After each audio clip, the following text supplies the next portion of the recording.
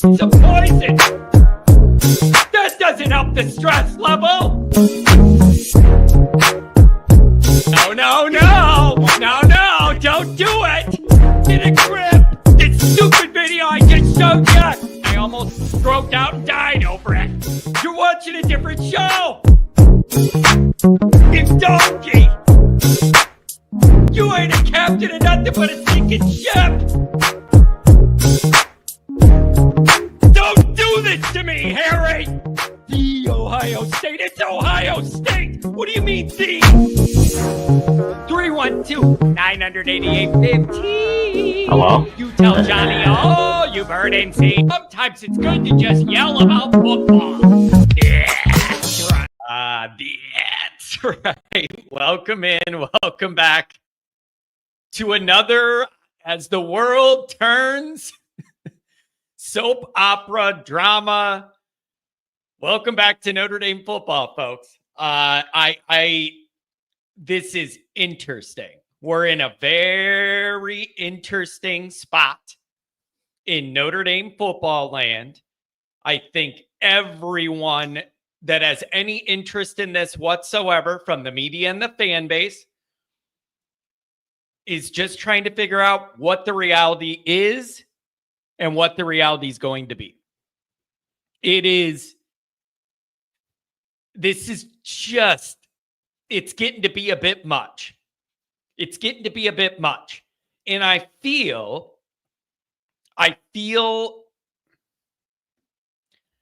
just feel like we need a resolution. And I'm going to say it again. And it's sincerely a fan thing. Okay? Just a fan thing. You feel like you can't really get it all geared up to get ready for Miami till you know who's leading you into battle and the quarterback's leading you into battle. Why is it a bit much? I'll tell you why it's a bit much. You ask a direct question, I give you a direct answer at 9:02. It's getting to be a bit much because I don't see anybody online or anywhere else talking about how we're going to beat Miami. It's all about the quarterback thing. And I don't like that. I don't like that. That's why I'm saying it's a bit much, because I see the Miami side's all about beating Notre Dame, and we're all about beating each other up over who's right or wrong about the quarterback. Now, we need to separate the fans from the team. And that is a part of this that I got to work to navigate in my own little insane in the membrane Notre Dame brain. The difference between the media and the fan base wanting to know what's going on and what the team's doing are two totally different worlds. And I need to make that division. I don't think the Notre Dame defense that's looking to be a lockdown unit is sitting there worried about the quarterback. They're just doing their thing. They're just doing their thing. And they're going to be ready to dominate. And they're going to be ready to go play. Okay? Nobody said misery. Absolutely nobody said misery. But you can feel the frustration in the media, in the fan base, of just not having the comfort of knowing who you're going into battle with yet. That's all. That's all. You could feel it from the media. There's frustration. They don't know ahead of the fans of where this is going, that kind of thing. There's just this innate fan thing where you want to know who your leader is going into this game before you gear up for the game. And you're just not there yet. You're just not there yet. Is it possible our defense is so good it's cannibalizing the QB room? Beefeater. Good question. Anytime you read about the scrimmages or about what's going on, there is always a note saying, this defense, man, there ain't a lot of space to throw it to. Every one of those game log notes where guys will log everything that kind of happened in the trends and everything, they always bring up, man, those windows to throw into against Notre Dame's defense they're very, very narrow, and they're not open very long, and it's been tough. Now, here's the issue with that, though. You and I both know that if you just try and lean on Notre Dame's defense is awesome, and that's why the quarterbacks are turning it over every time there's a scrimmage or whatever, nobody wants to hear that. Ain't nobody got time for that. Darn tootin' that nobody wants to hear that. Right? It's like you're making excuses for the quarterbacks. Come on, like whatever, like how it is. I'm telling you what's up. And so I don't know. It's an interesting dynamic. And I think people got excited yesterday morning thinking that maybe you were going to get an answer. And I think people tuned into that presser thinking, all right, we're going to get some resolution here. We're going to have an idea of where we're going, that kind of thing. And it didn't happen. So the question I have for you guys today is, what did you make of the presser yesterday? And where do you think this goes next and when? Right? So you didn't get the answer when we made that break from camp into Miami prep. And you didn't get that answer. And now you're wondering what this is going to look like now. Is it going to be in the next day or two, or maybe even today? You're going to find out and then we all move on and whatever. Or is this a type of thing that's going to ride out another week and then you're into game week and then you don't know? Like, I'm just wondering. I'm wondering what you think comes next. Show us your face. We want to see the quarterback's face. Like,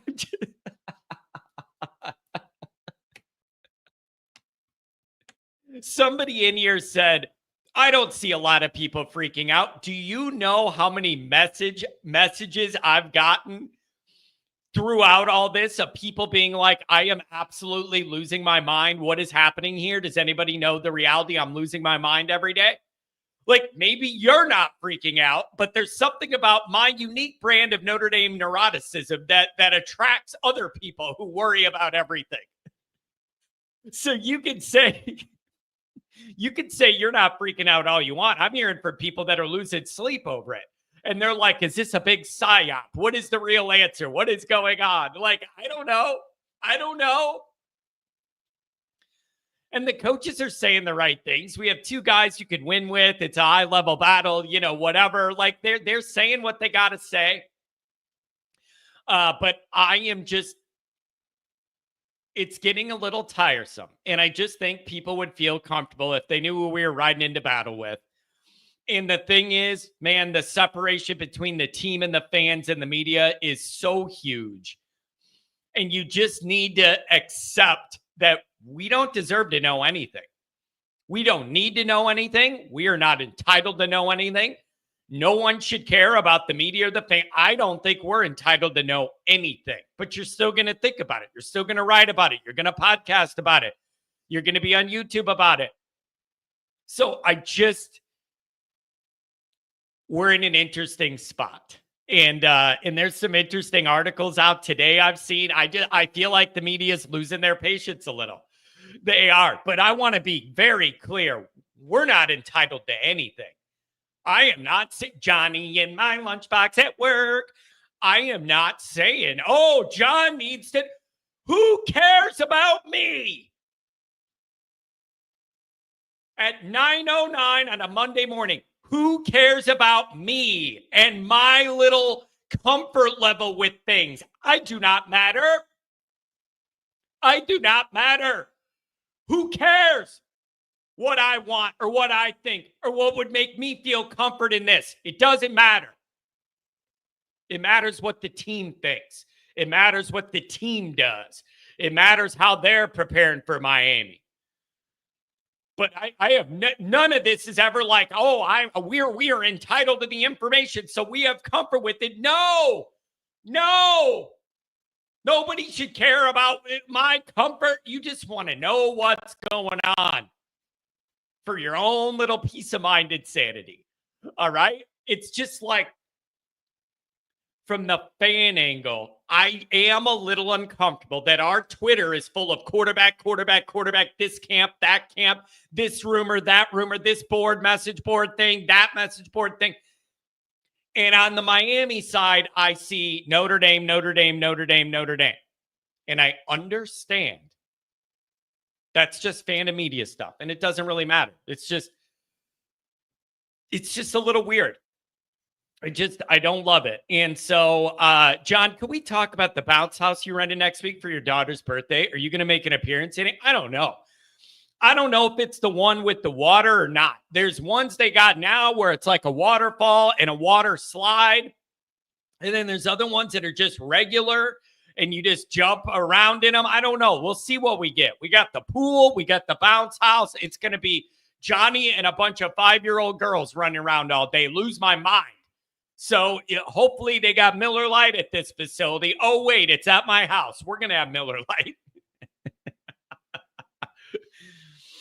The Ohio podcast, help. ND fans suck. I don't think ND fans suck. I don't think ND fans suck. This is the most predictable Notre Dame media fan reaction of all time. Of all time. I am not surprised one bit by any of this. Like, none of this is a surprise. This is exactly how you knew it was going to go. There's a Notre Dame quarterback competition. You have people that want one guy to win over the other for whatever reason. You have people in the middle. You have people just wait and see. This is exactly what you always figured would happen. We did take over that chat. We did take over that chat. That's for darn sure. We did, man. We really did. And man, I'm telling you, you guys are tough in the chat against the question people, the media that are asking. You guys are a tough crowd. You guys are a tough crowd. But we did take it over, man. You know what they kept doing, though? They kept doing the timeout thing. They wouldn't let me type. I would try and comment, and then somebody else said something, and then I comment again, and then it would be like, you got to wait. Like, I kept getting this alert of like, they're like, we're slow, and it was called slow chat or something. We are taking it over, and you guys are tough, man.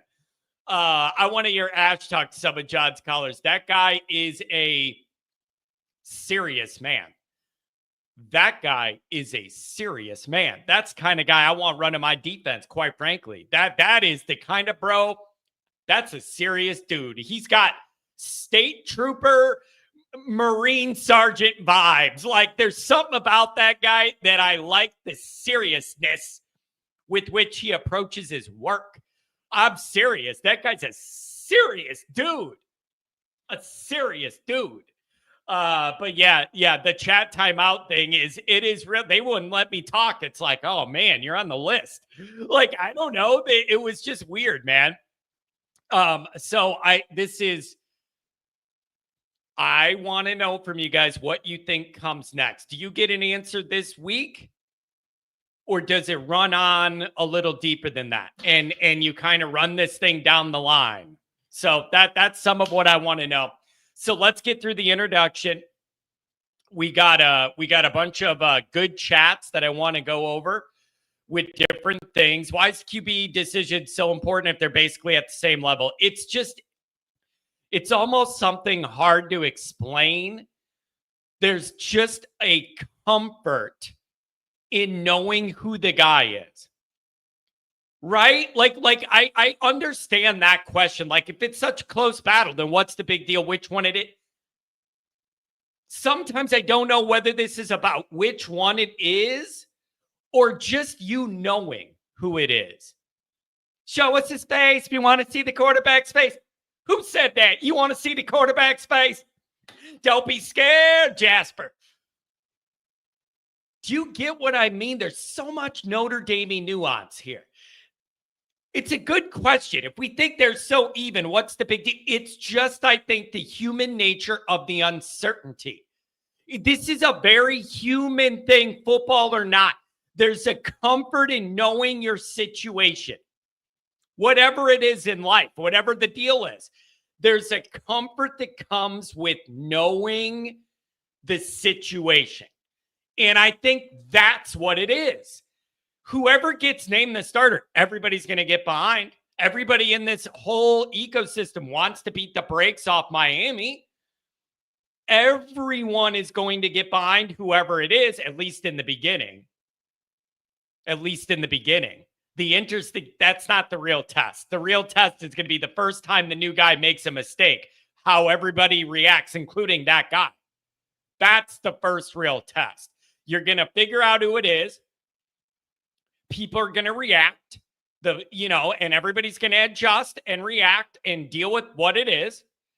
And that'll take a couple days. Then everybody's going to get behind the starter, wind up to Miami, get fully behind him. If this is who we're going with, let's double down on it. Let's go. The first real test is what's going to happen when that guy makes a mistake. That's the first test. That's the first test. And is it going to be on Twitter? Oh, my God, you made the wrong choice. You blew the whole season. This guy sucks. Get him out of there the first time he makes a rookie mistake as a first-time quarterback. Or is there going to be some patience and understanding? I don't know. So that's going to be the first real test. And how are you going to react? The player, how he is going to react in that moment in Miami if something doesn't go good. Does he bounce back? Do you go in the tank? Does the rest of the team pick him up? I don't know. So that it's just going to be really interesting. Miami's going to be wearing the orange jail jumpsuits. I did see that. They put out a tweet. Everybody, it's an orange out. Everybody wear orange. Well, for half the fan base, that's their daily attire anyways. So not that big of a stretch. Load them up on the bus with the bars on it and drive them into town for a few hours. I don't know what to tell you, man. I don't like those people. I don't respect those people. They're not classy. They have no decorum, and I have no interest in being there whatsoever. God bless you guys that are going. I have no interest in being in a building with those people. I'm already worked up enough. I don't need to add that to it. I don't want to see them. I don't want to be near them. I don't like it. I don't like it. It'll be far more toxic if Minchie starts and there are mistakes. Probably that blog question was 74-26. Who should be the starter? Carr. So if you have 3/4 of the fan base thinking it should have been Carr and it isn't Carr, then yeah, I think those people that had a pretty firm belief it should be Carr, if something goes wrong with Minchie, you're going to go, I don't know, would Carr made that mistake? If you got that Kenny hate in your heart, laid it out. Hey, I'm ready to get behind whoever it is. I can find unique upsides with both players' games that I could lean into and pump up and get into and look forward to. I could see it with both guys. And it's slightly different with a lot of overlap. But I would have no problem finding things to be excited about both guys. I want to see who it is. Show us your face. We want to know the quarterback's face.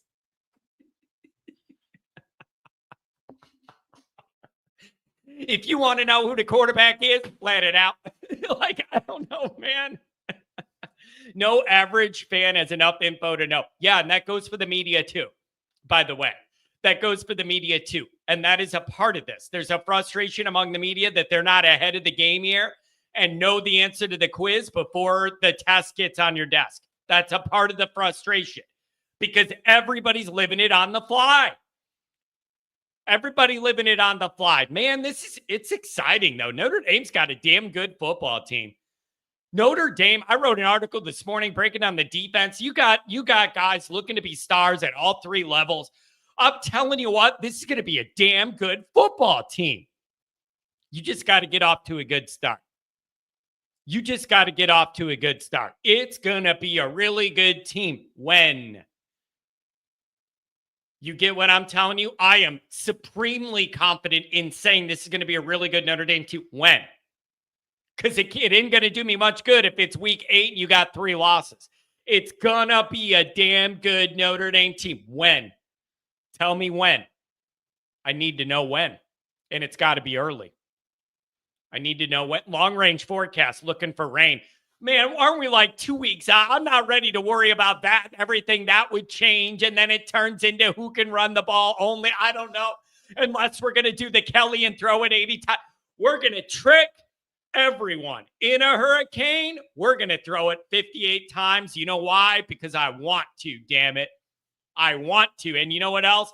I am smarter than the weather. And this is Notre Dame, and we don't even need the weather. We don't have to pay attention to the weather. We do what we want. Like the arrogance to think that you don't have to adjust your game plan for a hurricane it's an outrageous level. And that's what we've dealt with in the past. All right.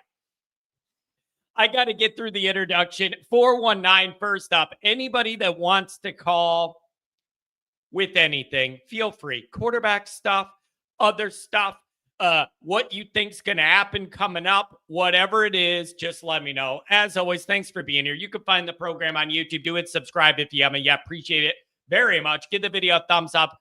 That helps as well.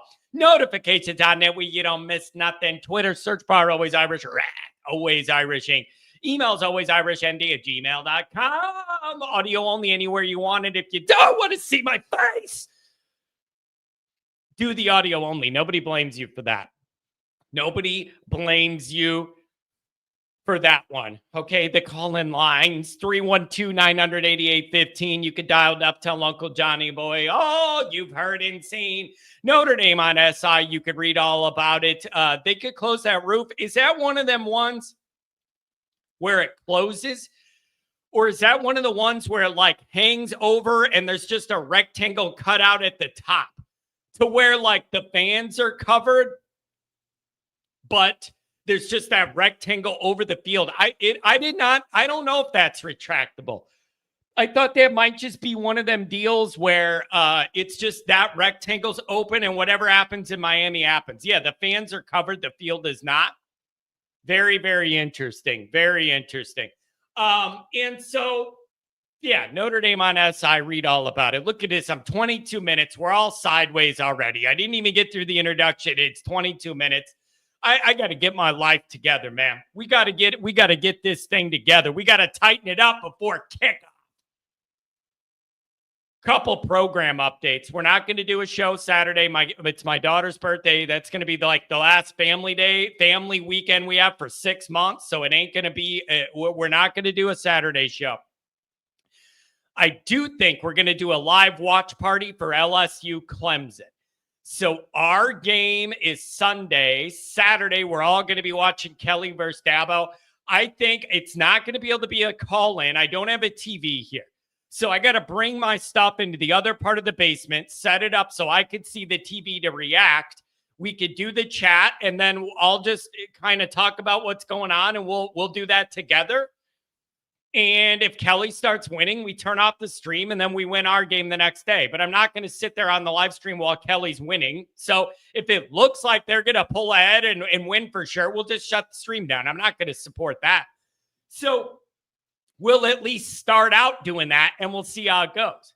And if no live stream for the ND Miami, there's a lot going on there. That it's hard to do. It's hard to do. I do have a laptop, but I also have a second computer screen I need, and all of my mixer and all the wires and all the cables to do the call-in thing. It's just not, I can't move everything in here electronically into the other part. I got a huge mixer. I got a second screen for the call-in lines. It's just not practical to move all that operation across the basement. So we could do the chat, but probably not the call-in. It's about the mixer for the call-in lines. There's a million wires and things that have to hook up good. And if I mess it up, I'll never get it back to work again. I'll never get it back to get. The ultimate hater move, John, turn off the TV if Kelly's winning. I am completely honest. When I have biases, I am, at least unlike most people on the internet, I am very open about it. My feelings about Michigan and the discipline. I start the discussion by saying I am a hater, so I'm wanting them to get nailed, and everything I'm going to say is shaded in the negative against Michigan. At least I'm open about it. They'll move a TV into the studio. That's an option, but I got to get it wired up. I got to figure out where to put it. I got to run the cable thing. I just think it'd be easier to go in the other room for a while. And I actually think people may like seeing a different aspect of this, a different angle, a different little studio setup, like a different vibe. I think that'd be a fun way to start the year. Get out of this little room, go to the other part. I think that'd be fun. I think people would enjoy it. So yeah, you could move a TV in here, but it'd take a lot of work. Who's doing it? I ain't no electrician. I'll get electrocuted like Marv. You outside of your Home Alone 2. Anyways, I am at least very open about it. I am not going to sit here and be live on the stream while Kelly's beating Clemson and then all that. No, we'll just end the stream. Are you out of your mind? I'm going to be in a bad mood. That's going to piss me off, start the season in a bad way. And we're just going to end the stream, and then we'll see you after the Notre Dame game. There's too much to do. Callers upcoming to you. We got a few now. The other thing is doing a live stream during our game. That's a lot. You got to be on, if you're doing what I'm doing, you got to be on Twitter. You got to, if anything big happens in the game, like a mega play or whatever, you write an article about that to get it up on Sports Illustrated, on SI right away. Then I got a notepad with my notes of what I'm going to do after the show. And then the biggest thing is we're going to be live on the Patreon community chat play-by-play. That's like 4 or 5 things. There's no way I could do all that and do a live show. It's too much for now. Maybe that changes or I find a way to navigate that, but that's a lot because all that stuff's going on during the game. So I'm just planning on being there after it. So, but that'll be the plan. I'll send you guys an alert for the LSU Clemson thing. But damn, I'm open about it. If they start pulling away, I'm out. If they start winning by a lot and it looks, I'm out. Nope. I'm not going to sit there and support that. So here's the deal. Patreon.com/alwaysirish. He the former captain. He the leading tackle. Listen, it's Patreon pirate ship. And Mike is our captain. Renegade Notre Dame Media. It is the Notre Dame Patreon pirate ship. And Mike Goolsby is the captain of that. And I like the vibe and I like the feel of this, man. We are kind of off the grid, renegade outside media. Like I think that's our natural lane with the personalities. We're leaning into it. ND25 promo code, you guys. We're just under 300 people now on the Patreon. Man, I love it. The energy's building. Everybody's getting, yar. It's Captain Goolsby, yar. Marauding his way through the Caribbean. Oh man, I'm thinking of him with a patch and just up there as the captain. Oh man, this is going to be awesome. So ND25 promo code. We're just shy of 300. We're getting over 300 before this game. It's exciting, man. We got good stuff planned for you. So myself, the captain of the ship, Jared Clark, ND Recruiting 01. What a good crew. Okay, couple chats. And then we're going to get into the calls. And I want to know wherever you guys are at. Here's where I want to start this. A half hour in, I'm saying I'm starting something. Here's where I want to start this. I think you're right and wrong wherever you're at on this. I think you're right or wrong wherever you're at on this. Nobody knows the right answer right now. So your opinions are completely valid. Whether it's about the quarterback thing, whether you're strong in one camp or the other, or neutral, I'll get behind whoever it is. I think you're entitled to your opinion and you can come up with reasons for all of it. Also, even with like the Freeman stuff yesterday, I think it's all in the eye of the beholder. And we're going to get to that. So let's do these chats. And then the chat will be open for the games. I will always set, well, everybody's right now. Or rather, it's not that everybody's right. It's that nobody can prove anybody's wrong. It's not that everybody's right now. It's that whatever your opinion is, nobody can say that you're wrong. Nick Dean says, I thought I saw almost 1,400 subscribers, bro. There's paid subscribers and there's free subscribers. There's a bunch of people that do the free just to get the teasers or whatever we release to everybody. So when I'm talking the 300, those are the paid ones that are there month to month. And then the rest of them are free. And then you throw them a bone and they could get in when we release something fully to the public. So that you're not wrong, Nick, but that's what that is. So do you get what I mean? I don't think anybody's right or wrong. You could justify your opinion on this stuff. All right, let me shut up, Get through the chats, then we'll go to the calls, okay? 13 days. Ooh. Anybody else starting to feel that little turn in your stomach? You know what I'm talking about? And no, it isn't just from that McDonald's hash brown that wasn't fully cooked and it's like a mashed potato when you paid for hash brown. You know the type. Crispy outside, the little paper thing, and everything below that level is mush like a baked potato. It ain't. Your stomach isn't turning because it might be with that, but it isn't because of that. Notre Dame football's almost back. 13 days. And it's Miami. Not Miami, Ohio. The Miami. The Canes, baby. Start the car. Well, there we go. We have somebody with an opinion. I also think Freeman is stressed out by the QB competition, but understands how important it is to the season. More on that in a moment, and then the calls. The media really pushed it this year. Don't be surprised if there's less media access next year. Here's the interesting thing about that. Marcus Freeman is a very, very naturally outgoing personality, likes to tell you what he thinks, like very genuine and likes to be transparent. Year by year, they're beating that out of him. They're beating that out of him for his own good. That is not a negative when I say that. They're trying to be like, just say the minimum you need to say up there, because the last thing you want to do is say anything that exposes you down the line or that you're going to have to answer for down the line. Tighten some things up. Couple people mentioned on Patreon even. This is a good detail. Some of you guys are real smart. Somebody mentioned on Patreon, after the original presser aired yesterday, when you rewatch it, there's some things Notre Dame edited out of it. It's very, very interesting. And I didn't even notice that, but somebody rewatched it and they're like, there was a thing or two edited out of that Notre Dame didn't want in it for whatever reason. It's very, very interesting. Very, very interesting. I think Freeman was more stressed out about the fact that he knew it was the main question the media had, and he knew he'd have to skirt around answering it. Dong, that's kind of where I'm at. And this is something people have been debating for a day too, and nobody's right or wrong. It is in the eye of the beholder. I am not right or wrong. Anybody that disagrees is not right or wrong. Eye of the beholder deal. I thought I saw some extra stress in Marcus at the podium yesterday. Personally.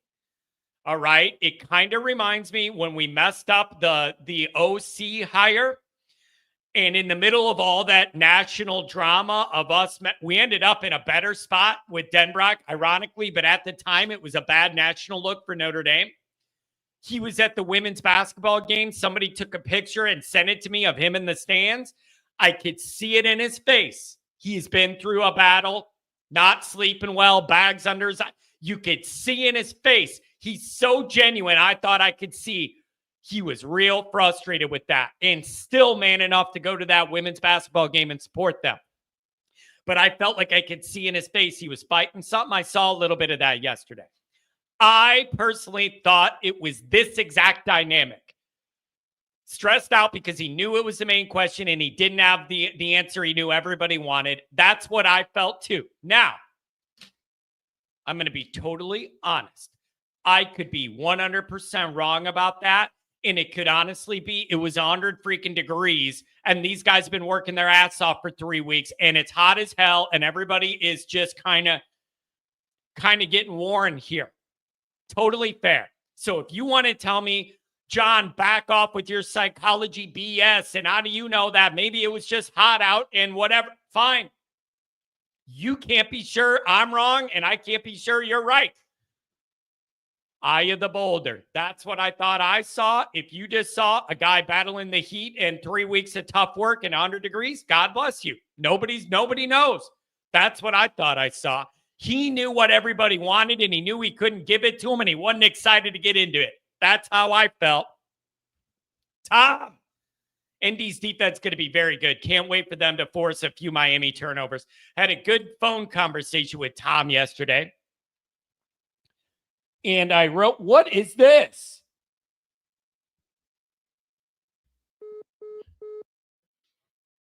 My phone hung up.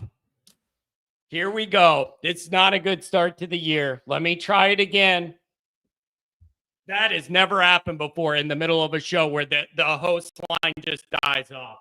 The hell's going on here? Not a good start to the season. Let's dial it up again.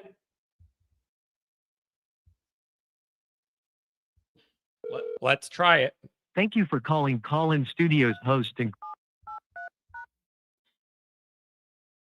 enter your 6-digit PIN number. Welcome, host. You are now in the host room and can manage your callers from the Call-In Studio web interface. Let's see. All right, it looks like we're back. I don't understand what that was, but it's not a good start to the season. I already got enough stress. I don't need the phone line I paid for to not work. Anyways, I talked to Tom yesterday on the phone. He made me feel real good about this Notre Dame defense. We had a good chat about the defense. I wrote an article at 7 this morning. I don't know when it's going to post. All about that defense and what you have. It's going to be great. The media does what the media does. Freeman doesn't owe us anything that pertains to keeping us in the scoop to the depth chart or the order it is. Keep it in-house. Domer guy, I'm with you. I don't feel entitled to any news. It would make me feel more comfortable, but I am not arrogant enough to think I am a Notre Dame fan. I do this for a living. I deserve the answer. No. We'll wait and find out like everybody else. I ain't special. None of us deserve anything out of that building. That is their sanctuary. Make Miami prepare for 2 quarterbacks. Don't give them an inch of help. I think it's very unlikely you'll be able to run this out with nobody knowing who the starter is. I understand the angle. I just find it hard to believe, as hard as people are working to break the story and be right, I have a very hard time thinking that they're going to be able to do that. Choosing sides is very immature. I'm ready to support whoever it is, but I understand people have strong feelings one way or the other. SPF, the resident LSU guy. Did Freeman look agitated on the mic, or is it just me? He did. To me, nope, you're not alone in that. People will disagree with me. Nobody could say I'm right or they're right. Nobody knows. I'm sick of the QB battle. Look at this from Tom. Miami fans are the Carnival Cruise Lines of college football fans. Unkempt, loudly obnoxious, obstreperous, and D-Class A scumbags.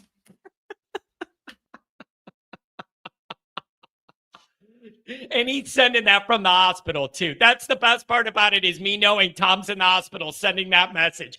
It doesn't matter. They could be chopping all of his limbs off, and Tom's still going to be sending messages about Notre Dame, damn it. Ain't nothing going to slow that down. C. Jones, VO9zer. Stupid names. It's pissing me off. Chris Ash seems like a no-nonsense coach. Maybe a guy who has a hard time having fun. That is what I want my DC to be like. I feel like there's room for the OC to be like a Hank, kind of have fun with stuff or whatever. No, I want my defensive guy to be like that. I absolutely do. I think Anders says, the absolute drop dead date is next Saturday. Starting QB needs full week of prep as the unquestioned starter. Yeah, and that's just pushing it. You get 1 week. It's just fatiguing, but it's very entertaining and gives us something to talk about. Yeah, I just think people are ready to move on to the next thing here. We just need we need the answer. Mark, couple more super chats and we'll go to the calls. All I know is I had a little too much to drink Saturday night, because when I listened back in the middle of me talking about special teams, they started talking about short yardage for some reason. The highlight to me was your wife being like, shut up. And then I said, are you going to get kicked into the garage? And you said, I'm already in the garage. And then she was yelling at you to be quiet. Dog, $5 holler. I have something to send you before the first game. Check your email. I reset that. Okay, maybe it got buried with all the quarterback stuff. I'll check it. I'll get back on that, I promise. $5 holler from the main man, Martinez. The 2-time convicted felon, roots for ND. With class, not like that trash the Canes. Go Irish. By the way, thoughts are with 559. Lewis, he's going to court today. He's going to court today. And I hope my man ain't getting locked up for the Miami game. How is he supposed to call me? Can you call me if you're in prison or whatever? 1-800-JAIL, dialing into me once a day. How is this going to work? I need my man to get I need my man to be out on the streets, man. Come on. John, do you have a laptop or tablet you can connect to Wi-Fi? Yeah, I can get the Wi-Fi. That's not the problem. It's all the wires and the settings and the mixer and the second screen. I need to be able to see it. It's just, there's a lot going on there. There's a lot. $2 holler for Beezer 12 washing beard. Do we think the Fighting Irish media announced QB today? That's the other thing. Oh, I'm glad you brought that up. Here's my opinion. Free Lewis for sure. Here's what I think. I think this is just going to happen. There isn't going to be some big, we're making a press conference at 5:00 and everybody knows what it is. I have a suspicion the program wants to move along too. I bet you they practice, one guy's the one, and then afterwards it's like, by the way, that's the one. And we move on. I'm not expecting like this 8:00 presidential press briefing where they announce it. I don't think so.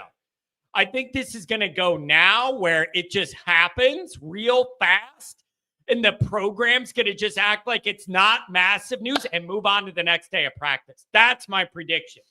I don't think you're going to get some grand proclamation. I think it's just going to be. So I want to be clear. I don't know how it's going to go. I want to support any of them. This is my own neuroticism and not knowing. It isn't about one or the other. It's not knowing that is driving people nuts. That is my take. It's the not knowing that is driving everybody crazy, the fans and the media. That is the real deal, man. That is the real deal. All right, we need to get to the calls. We'll try and do 5 minutes each. We'll see what you think. Let's hear from City Cheers, transition in the second half of the show. I'd like to introduce you to City Cheers, the super app changing the way you go out. City Cheers is giving every bar, restaurant, club, and golf course in America a free app. That's right, completely free. For venues, it's your own branded platform to promote events, specials, and live music straight to your guests' phones. For guests, you get perks, loyalty rewards, and Express Check, a game changer that lets you view, tip, and pay your tab right from your phone. No waiting, no lines, no wallet, no problem. Most places even give you money off your first visit using the app. Whether you're behind the bar or sitting at the bar, City Cheers makes the experience better. Patrons, download the app and see for yourself. For venue management, call friend of the show and loyal Notre Dame son, Tom Frawley, to get started. 773-332-7742. And be sure to tell him Always Irish sent you. Chicago's very own Tom Frawley. He's in the hospital. My man was calling me yesterday. There's things beeping, and he's calling me. John, I want to talk about this defense. God, I love Tom Frawley. Even in the hospital, that guy's all about Notre Dame. It's just like, who cares about me? I'll be okay. I'm worried about this football team. God, I love Tom. All right, 419, you're on the line. Thanks for waiting, man. I had some things I needed to work out today, man. Thank you. What's good, Johnny boy? Hey, I am ready for whatever comes next in the wild world of Notre Dame football. What do you make of this whole dynamic, man? Are we overdoing it? Do we need to just relax? What's the deal? Man, I can't say relax, man. We Notre Dame fans, man. Now I just got to accept it. But I've been waiting to hear from you since Saturday, man. I mean, not Saturday, but the press conference yesterday, because I knew you were going to go off, and I was like, I can't wait to hear from Johnny tomorrow. Yeah, it was very, very interesting. I got the distinct sense from Marcus the second he got up there. He wasn't looking forward to it because I think he knew the big thing everybody wanted, and he knew he wasn't ready to deliver it. And I felt like I saw some of that from him before we got to the quarterback part of it. I thought I saw that. Now, if you want to say it was 100 degrees and 3 weeks of hard work, give the guy a break. That's all it is. Fine. I cannot dispute it. I'm just telling you what my intuition told me, but I could be totally wrong. No, you're totally right, man. I'm trying to stop laughing because I love our fans, man, and I think they're starting to feel the pressure. Like, you are at Notre Dame. You can't play these little foolish games about a QB1. It's going back to Malik Zaire and Kaiser vibes. It's going back to Ian Book and Brandon Wimbush vibes. But you got two capable quarterbacks of getting it down the field. And what I don't want is just getting the doors blown off us. If they go, I think it's going to be Kenny Minchie. Let me say that. But if Kenny Minchie, I think they're going to give him one half. And if Carson Beck is on fire and we getting behind, they're going to have to go to my man CJ Cox. See, that's the other. Now you're getting down the road here. Now you're getting down the road here. And the big question is, what is the leash? What is the rope? What is the leeway for whoever's named the starter? Do you have an obligation to double down on that guy? That's after all this circus, you're going to name a guy. The first time he makes a mistake against Miami, if you pull him, what message does that send? So do you have that? Or is it, we can't afford to lose a Miami game. We can't mess around. And if this guy's not moving the ball, we got to do something else. I honestly don't know what the right answer is, man. I could see arguments both ways on that. Yeah. I mean, but at the end of the day, man, man, I'll give him 4 series, man. That's a quarter and a half. See what Kenny can do. Because I would rather have defenders playing on their back feet instead of playing on their toes. When they playing on their toes, they gearing up for the run against J Love and JD Price. Yep. But we got to have that threat. We have too many weapons on the outside and Eli Raritan for our offense to be stagnant. So they need to figure that out and figure it out quick. And so I think they're gonna announce that Kenny Minchie is the starter, and we're gonna see how it goes. But if we go down like 21-0 or 14-0, something is gonna have to change. Are you trying to give me a stroke 2 weeks before the season? Come on, back off. No, man. I mean, we both gonna be stroking out, man. I'm gonna be in the same boat as you, because I want the best for the team. I'm gonna have a stroke right with you. Yeah. But all I'm saying is, man, I think we have 2 good quarterbacks. The only problem is that they're both inexperienced, so they have to have extensive playing time. But it's gonna be rough playing these 2 great teams right off the bat.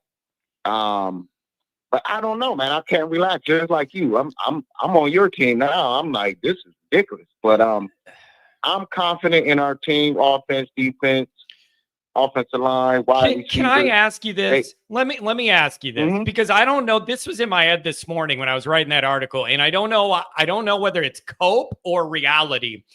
Every one of these big practice logs, when you get the bullet point notes from the people that are there that go over what the vibe was and what happened in these scrimmages or practices, one of the things that's always come up is that Notre Dame secondary is all over the place, and there are not a lot of windows to throw in. And if they are, they close quickly. And it's been a real struggle for both quarterbacks to find a rhythm against that defense. Is that cope to make you feel better about the quarterback shortcomings? Or is that totally legitimate that defense is really, really good and long and athletic on the back end, and it's hard to throw against? Like, what is the reality of that? Or is it right in the middle? Is it both? That they're really good and the quarterbacks need to get a little more with it? Like, I don't know. No, you just pretty much hit the nail on the head. It's right in the middle, because our secondary is very good, but those quarterbacks are inexperienced, man. So you can't make a proper assessment until they get out on the field. So I don't want to hear all that. Like that practice stuff don't mean nothing until you get in the game where the live bullets are flying. So, yeah. But I have faith in both our quarterbacks. I have faith in our secondary. But I see an experienced quarterback. He's not the greatest on the other side in Miami, where he could come out and just dink and dunk. And we have a lot of young players on defense. They could get antsy. We don't have Kaiser. I trust Kaiser. He's not the most athletic, but guess what? He was very savvy brain-wise, and he can line everybody up from the D-line to the secondary. I'm worried about Drake Bourne, and can he make the calls from the guys that are in front of him and the guys that are behind him. Man, That's what I'm worried about. Did you seen that Drake Bowen he thinned out a little bit. If you looked at him, he looks like he's going to be a little more shifty. He is clearly thinned out a little bit, man. I think he's looking forward to that leadership role, and he does look a little different. I think he's trying to be a little more mobile. Looks like he's like thinned out a little bit. Not that like he lost muscle, but he's not quite as bulky as I remember him looking. I trust Drake, man. He's a lab rat. And I trust him. I trust his leadership and all that. But last year was his first year really starting. So I think the defense is in good hands all like across the board, like the athleticism, the speed. We just have to make sure that we stay what's that? What do you call it? You gotta stay you gotta be all in your right place at the right time. Discipline. Yeah. Because we're more talented now. But we're faster now, but we're younger now. Yeah, you got to make sure they're more disciplined, But I just think they're going to give Kenny Minchie the start, and but if he's not moving the ball and we go down a little bit, that leash is going to be short. I don't want to give nobody a heart attack. I don't want to give you a heart attack. I'm going to start shooting you some more super chats, John. I appreciate it. But I love this team.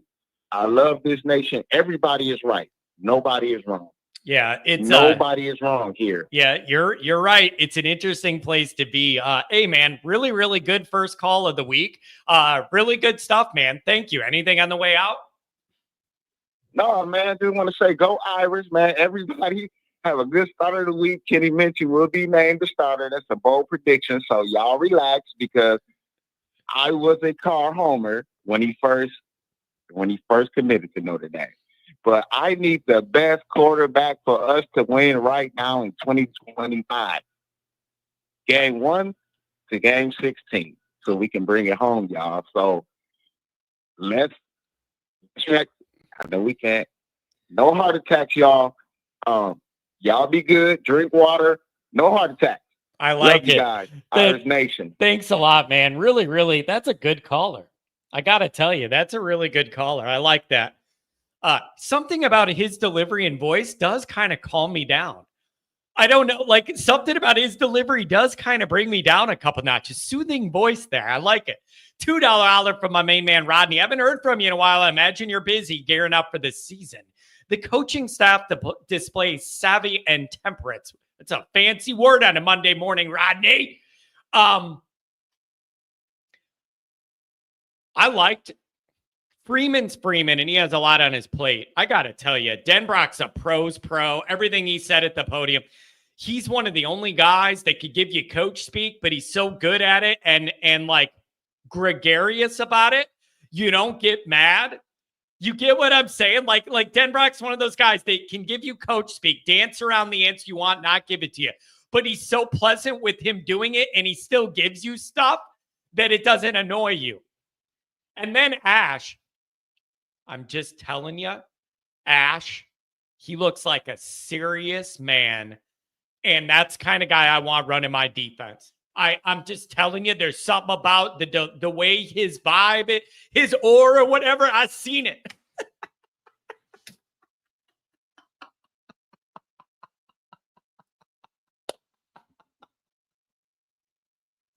If you have no idea what that reference is, look it up on YouTube. But it was the perfect thing. Whatever his aura or whatever it is, I've seen it. Give it to me, baby.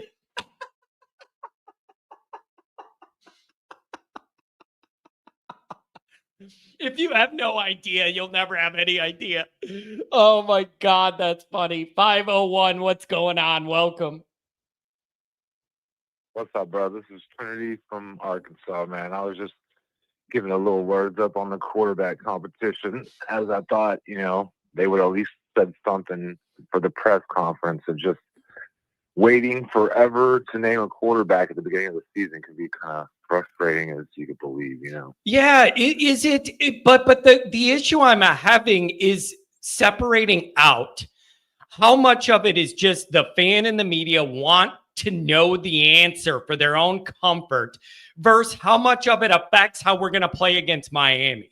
Do you get what I mean? Exactly. I'm having trouble knowing that answer. How much of it is just we all want to know for our sanity and peace of mind versus is it going to affect us beating Miami or not? Like this going on, I don't have the answer to that, but it's starting to drive people a little crazy. Yeah.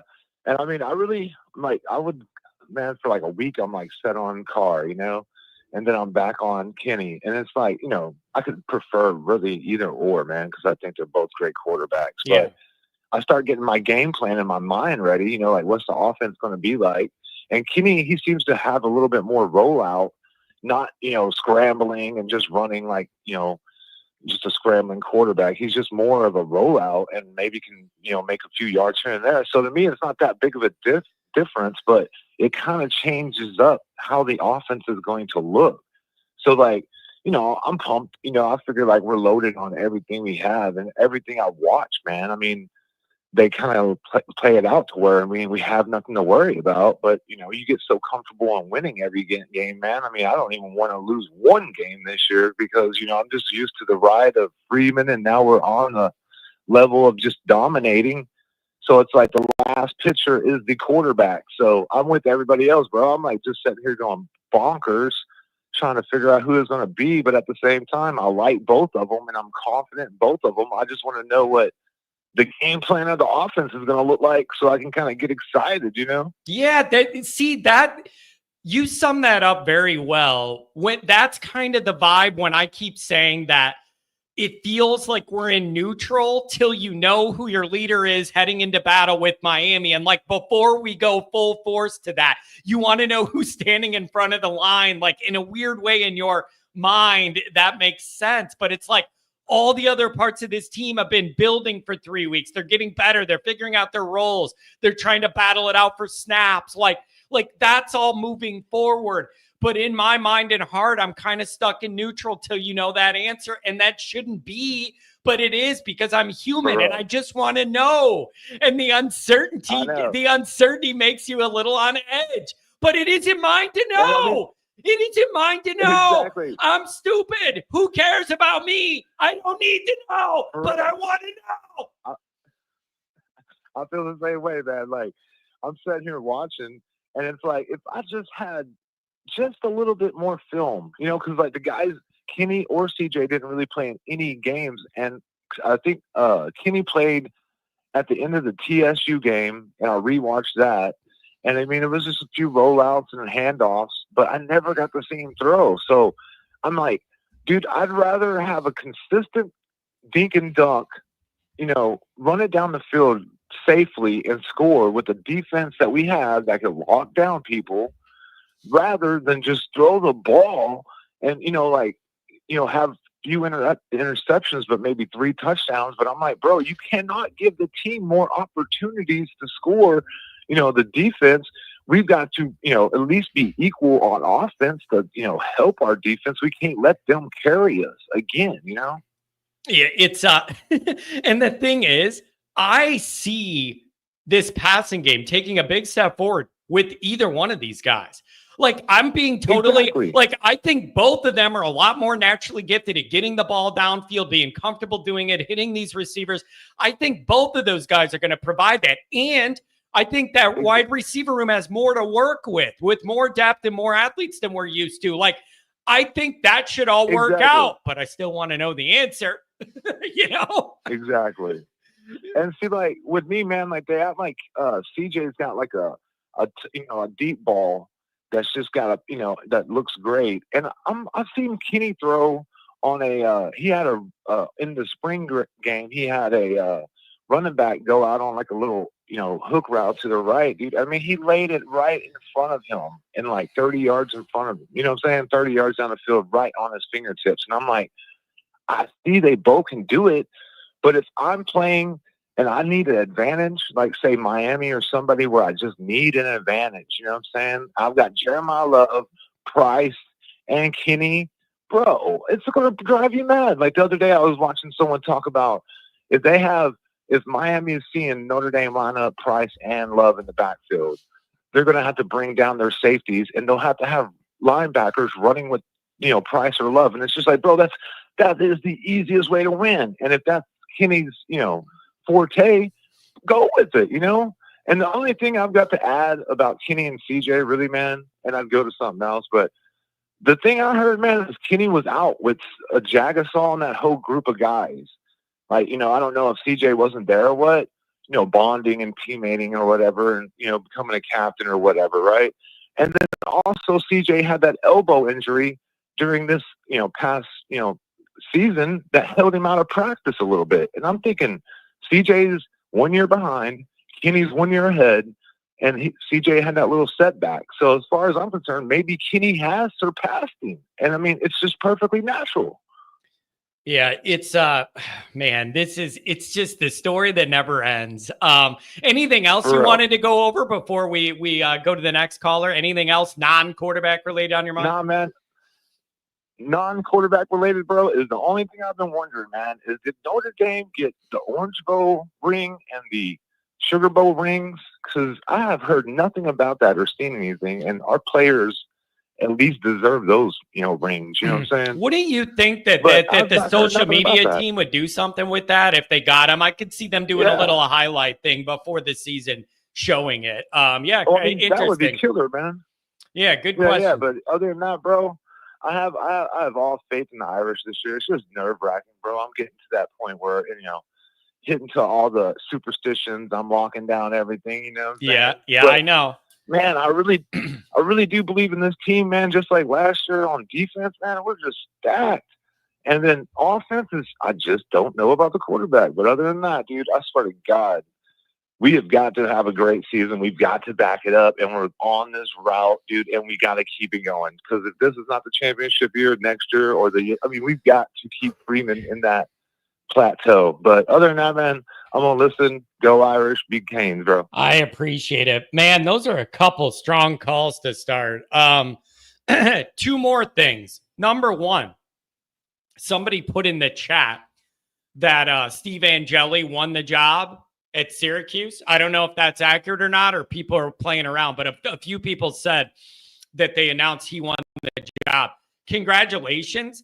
And if that plays out all year, what an interesting way for senior day at Notre Dame, when you're going to have whatever Notre Dame's dynamic is, and then your old quarterback that wasn't good enough to start, that you told to do something else, or if you want to go do something else, go do it.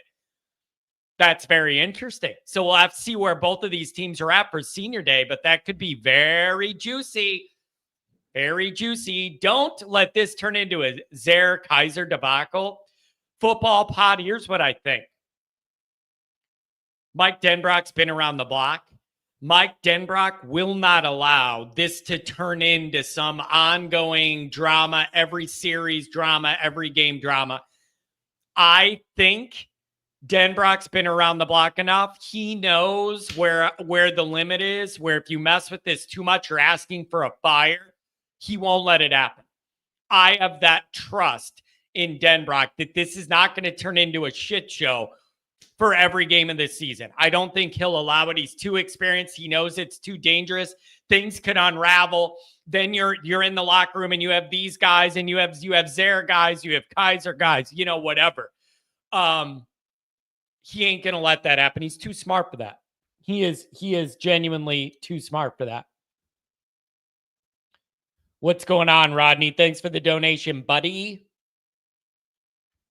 Yo, what's up, John? How are you, my friend? I'm doing well. We're 13 days away, and the pressure's ratcheting up.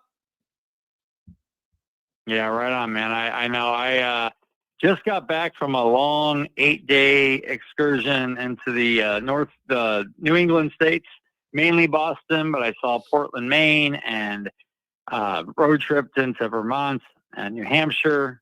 And anyway, great time, man. Wonderful, wonderful time. Got to Martha's Vineyard, got to see the Jaws, the museum exhibit and all that kind of stuff. So good for you, man. Good for you. I'm glad you, man. Dude, it's like, how it goes. Once football starts, your weekends are pretty much booked and you have all the anxiety and stress every week. Like, good for you that you got out and did something fun for the last couple weeks here. Good for you.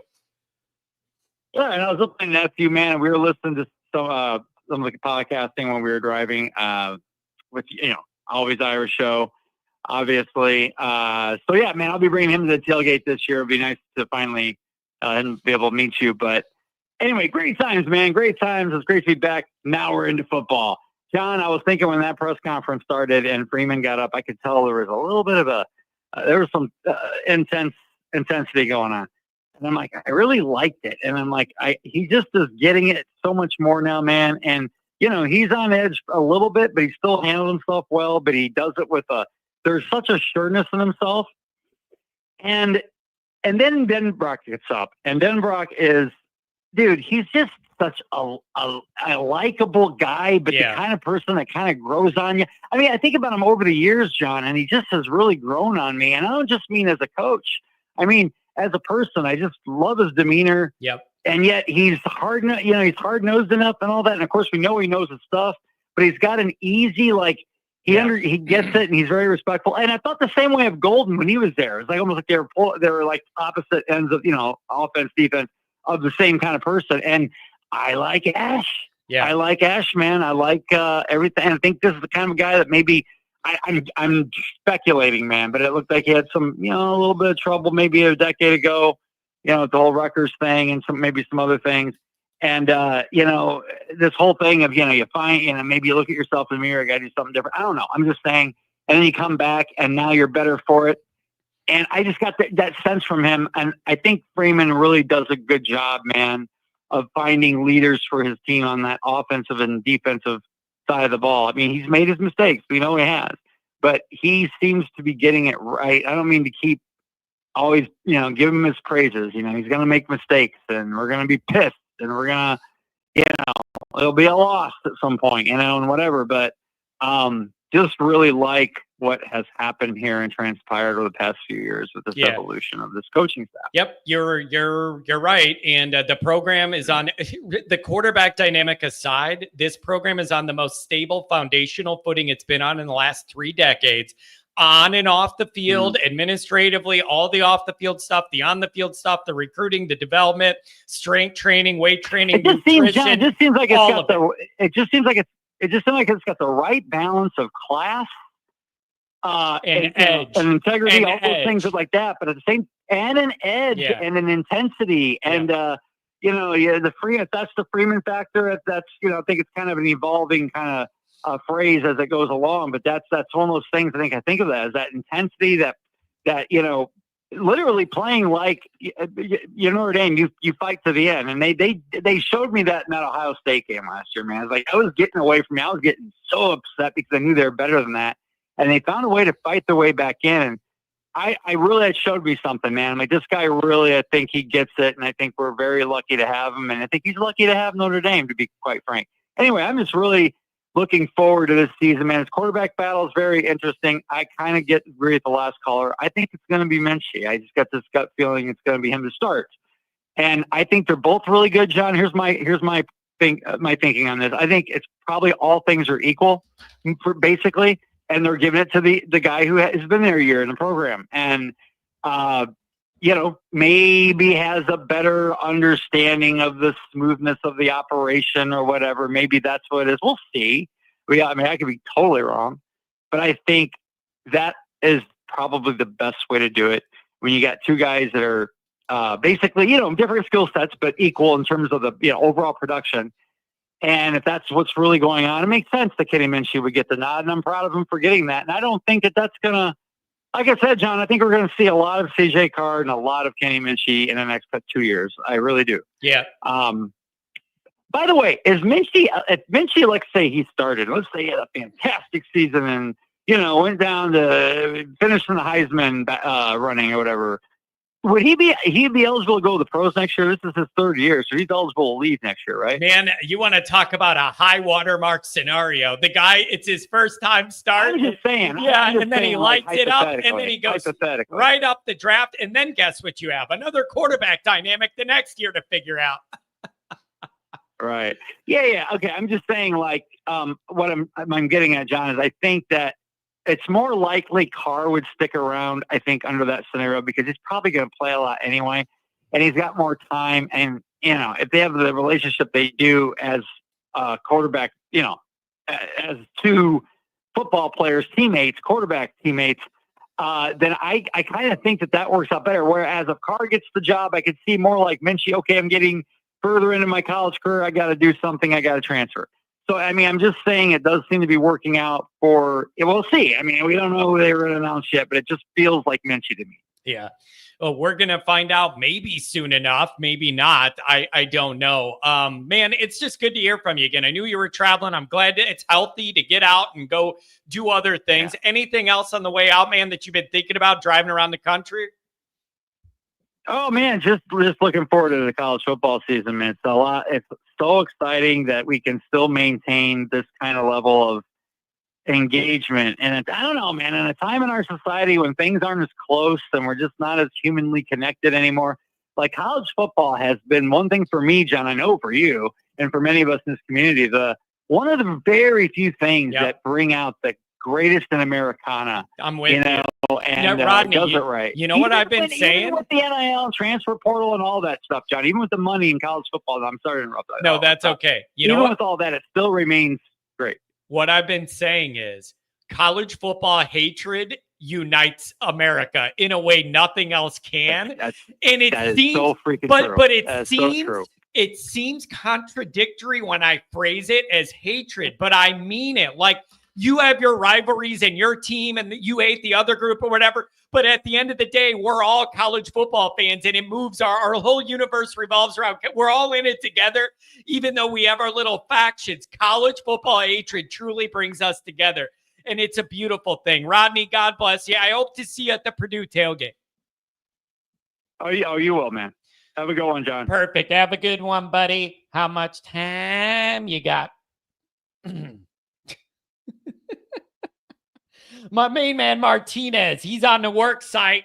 What's up? Man, all the time. Hey, how you doing, brother? What's going on, man? How you doing, John? Just right here. I work pushing and starting coming down. I have to always get on these dudes that, man. But hey, three things real quick. Louise, man, God bless. Good luck to you today, man. I know how it is. So God bless Percy, man. Yeah. Second, you know what pisses me off? You know why I called in today? You know what? Today I'm pissed off this morning. Not because it's hot out here. And not because, but you know what?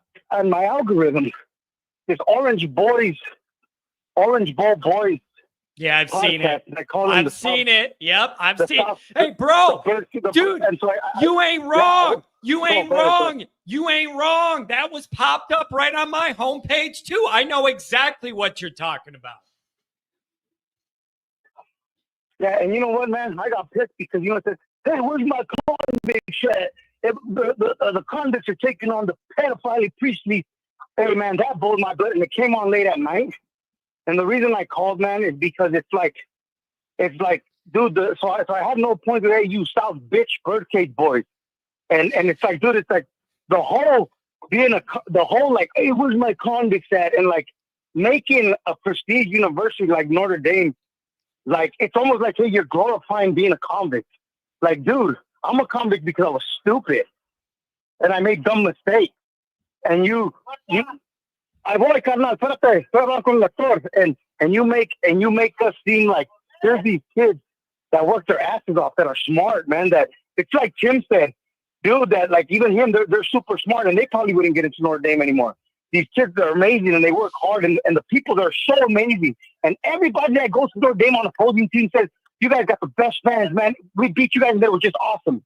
And so, God, and to wake up to some stupid shit like that, man, it just pissed me off. Oh, it pissed me off, John. And now I'm freaking hot, man. And you know, I'm 6 months sober today, dude, today, man. So praise God. And here's the thing, dude. The Irish, regardless of whatever quarterback it would be, man, whatever quarterback be Minchie or Carr, hey, then you go in there and just run the ball and kick the shit out of them and shove it right up their ass, man. Because that statement right there from those South bitch boys has me hot, man. It has me hot. Güey. Con el doctor, güey. Yeah, sorry, Johnny. I'm sorry. I like I said, I don't want to be out of character. They really chopped my hide, man. They really chopped my hide. I spent an weekend with my girlfriend, who's a USC graduate, by the way. Oh, And I man. wake up to that shit, man. Yeah, right? She's a USC grad. Yeah. Oh, Yeah. man. So, That's a little no, tough. Yeah, hey, buddy, I know it's loud. I wanted to get that out, man, this morning. Like, whatever decision the coaches make, I know we're going to shove it right up their ass, man. You know, and I didn't want to be that type of person, but that really chapped my hide.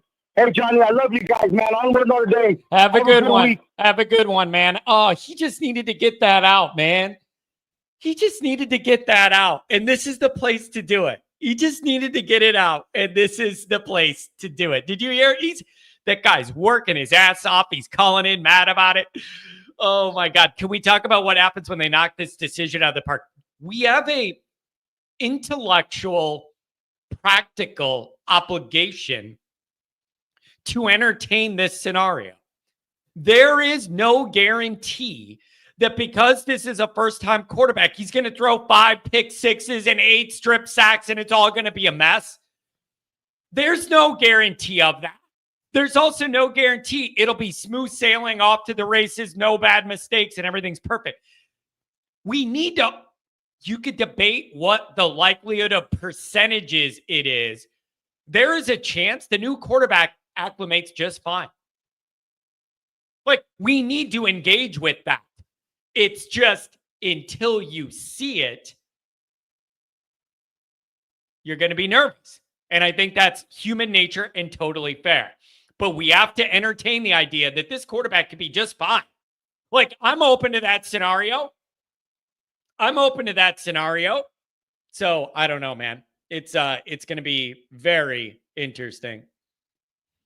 $10 holler. AJM 865. No matter who the starter is, I fully expect to be Miami and A&M, and the next weekend be sitting alone on my couch in silence, wondering what the hell's going on against Purdue. Don't do that to me on the Always Irish tailgate game. Don't do that to me. Come on, man. Gonna have to do the old flip off the back of the stadium trick again. Don't do it. Don't do it. All right, second promo. We'll hit the next bank of calls and we'll get out of here. If you're like me, you've seen inflation eat away at your precious savings and watch the markets go unpredictably wild. This made me look into other ways to gain stable wealth over time. With that in mind, through the Always Irish community, I've been introduced to 7K Metals. 7K is helping everyday people like you and I gain access to real gold and silver, not stocks or paper promises, tangible assets. I've been able to consistently build a portfolio of gold and silver month after month without having to be an expert at all. You can simply sign up and start adding gold and silver to your portfolio every month, which is exactly what I do. I set it up, let it run, and have a little fun. It's about creating stable wealth through gold and silver. I believe in 7K so much, I decided to join as a full member. You get education, wholesale pricing that cannot be beat, easy purchasing, and cash outs with the Sound Money wallet. So if you're ready to take control of your financial future, visit my personal website, alwaysirishgold.com, via the link in the description or the QR code on the screen. You trust me, I trust 7K. Why not join today? This is not a membership. It's a silver and gold, silver and gold. I want to know where the gold at. 24 karat magic in the dome. I'm going to do that every single time that ad read ends, by the way. Let's get back to the calls. John was in his buff year. His shoulders, his arms, and his neck are currently in beast mode. Keep up the good work. I'm telling you. Protein shakes, protein bars, chicken, steak, eggs, and rice. That's all I eat. People have been asking what my diet is. That's pretty much it. That's what it's been. A lot of steak and rice and eggs and chicken and whatever. That I'm really trying to do the right thing. Trying to do the right thing and beef it up a little bit. All right. I'm going to bring up somebody we have not talked to since it looks like the post-game show from Ohio State. The January 20th, that was the day. This is going to be interesting. It's been a long time. And Mikey Poles, thank you, man. When I started trying to get in better shape, you helped me kind of with the diet part and what I should be taking and how to put it all together. So I appreciate you getting me on that. Dude, it's the opposite, Mikey. I'm too tan. I've been out in the pool and it's been 100 degrees. I've been mowing the lawn with my shirt off. I'm too dark and it's reflecting off the lights to make me look more pale. I'm really dark right now. It's just the lights. 5'6" It has been a long time. What's going on, man? Yeah, John, glad to talk to you again. It's been a while. I thought that. You remember, I'm the contemporary of Dr. John. Yep, I remember. Are you California? Is that right? Exactly right. Man, I remember. Yeah, I remember you, and you got in the calls last year and had some really good Notre Dame takes. And I would love to know where you're at with where this program is. Any thoughts on the quarterback thing from your long history of following this prestigious program? Right. As a matter of fact, I've been thinking about that, and you got to understand, or everybody has to understand that both quarterbacks are going possibly against the number one defense when they practice. You know, number one defense in the nation. Yep. And the play will be reflected by that. And so you gotta understand that the first time starters, both quarterbacks, will make mistakes, and especially when you got against the defense that we have. And do you understand the pushback to that though? Because like the negative people will say, if you lean on that, they'll say you're just making excuses to feel better because the quarterbacks, neither one is at the level we wanted and Freeman and Denbrock and Gino wanted.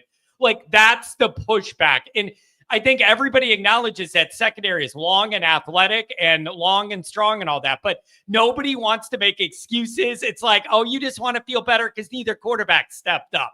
I think the reality is probably somewhere in the middle. The reality is that we're going to play other teams who are not going to have that kind of defense, and the quarterbacks will shine because the class, like in horse racing, class always comes to the front.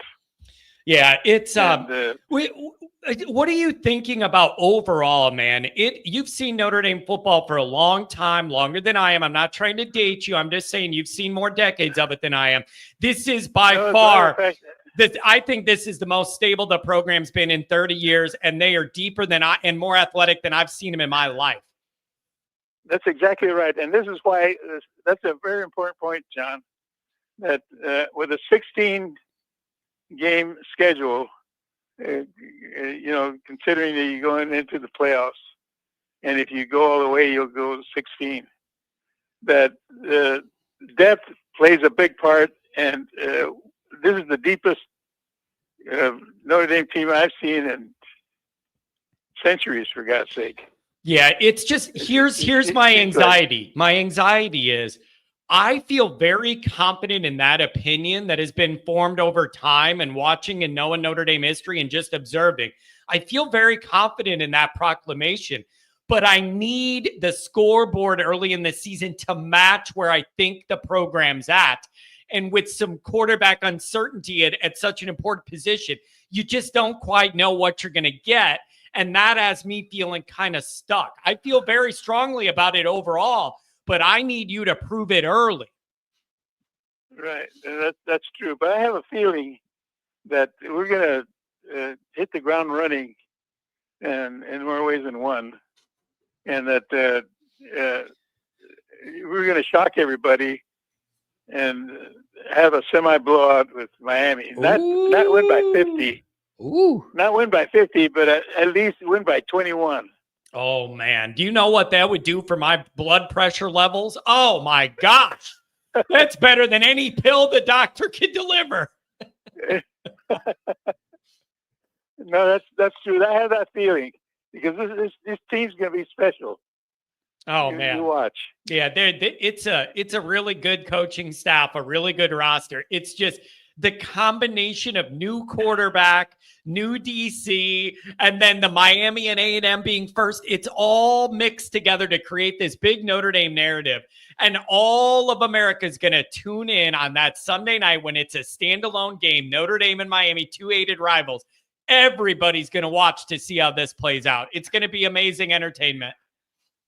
Then I heard an analyst give a salient point when he stated that when he was talking about the game coming up, that Notre Dame has the culture and Miami doesn't at this point. Yeah, so far. It is interesting. They always have that swag about them, but they don't always back it up. And they have a lot of moving pieces too. I'm glad you brought up the Miami part. Notre Dame's not the only one with new stuff. They have a new DC. The quarterbacks played before, but not with them. They lost their top 6 receivers and had to replace them. The back end of their secondary's got a bunch of transfer guys. Like, we're not the only one with moving parts entering week 1. Exactly. And just remember, teams that bring in a ton of, a whole carload of transfers, that doesn't always play out. Yeah, or if it does, it takes a while. Or if it does, it takes a while. Maybe Notre Dame can catch them week 1 before they're all put together with the moving parts. Now, we had only like 8 transfers. And so that says a lot. Yeah, it's man, but I am confident in saying this is going to be a really good Notre Dame team. It's just how early are they going to be that good? And because there's just no margin for error. Exactly right. But, we talked about how old I was and so forth. I told my wife the other day, I says, the good Lord has given us life into the 80s. And so I expect the good Lord to take me only after Notre Dame wins the national championship. There you go. Let's get one more, shall we? Let's get one more, and then we can wrap it up. Like, you can take me now. Yeah, hey man, I just want one that I can remember what it feels like. I was 4 years old in '88, too young to remember what that feels like. I would really appreciate just one, and if my dad could be alive for it, that would be ideal, so we could share that together. Absolutely. My first one was 53, the SC game at the Coliseum, where we won 48-14. I got to see Johnny Latner, Ralph Guglielmi, Joe Heap, and Neil Ward in the backfield. Oh, man. And I still remember that. Oh, you've seen a lot of good Notre Dame years, a lot of good stuff, man. Anything else, my friend? It's really good to hear from you again. Make sure you're a regular when we get into this season. I just thought I'd touch base with you before the season started. And I know it's going to get crazy during the season, so I thought and I'll tell you what, I will call you. Remember, my birthday is 2 days after Christmas. That's when I called you that one time. Yep. And so I'll do that again this year. I appreciate it. Yeah, and hopefully we're celebrate or commiserate. I was gonna say, hopefully we're celebrating a playoff run around your birthday and Christmas at the same time. Man, hey, I really appreciate the call. I recognize the number. I thought it was you. I'm glad to connect, and I'm glad you're doing well. Notre Dame football is back. It's Joe from California, so we'll talk to you later, John. Have a good one, man. Dude, what a nice guy. This man's talking about 1953. I was a whippersnapper watching Notre Dame dominate. God, I love Notre Dame fans. Just the history, man. 574, give me some more. Local to South Bend, Indiana Jones. What's going on? Hey, John. How's your day going so far? Dude, I'm enjoying this, man. People are invested in this Notre Dame team. There's a lot of different opinions. There's a lot to debate. It's been a very interesting camp, and I'm enjoying. While I have some anxiety, I'm enjoying this. That's good. That's good. I think personally that I'm happy, but at the same time, I'm also a little annoyed about some fans' reactions to yesterday's press conference. Okay, I like this. What are you annoyed about? What do you think the masses were getting wrong or their takes were inappropriate? I'm just more annoyed at some people picking sides and just saying that this guy's better than the other, or this guy should be put in, and if it's not him, then the decision's wrong. I don't think anybody knows enough yet. I don't think anybody knows enough yet to know that for sure. Yeah, but who are we to know everything that goes on Exactly. in practices? You're not. We're armchair fans. We don't deserve to know. Correct. That's the whole point. Correct. If you are critiquing what this staff is doing, you're a couch potato. What's your opinion matter to those guys? Yeah, but I also, fan is short for fanatical and fanatic. And it's so predictable on a human fan level that you have in your head for one reason or another, this guy or that guy. And then you that's your intuition. And then you want things to kind of line up like that. Like, it's a very human fan thing that you just want to know who it is. But I'm ready to get behind either one of them and lean into their strengths, whoever it's going to be. Like, I'm open to that, but it's like, neither guy has played in a real game. Whatever you think you know off what you've already seen is not real game data, and that's what matters more than anything else. For me, it's exactly how you said it. Whoever's picked, I'm going to support them the whole way. I'm not going to be that guy. If he throws one pick, I'm going to be screaming, put the other guy in. And they screwed up the whole season. You're a complete loser.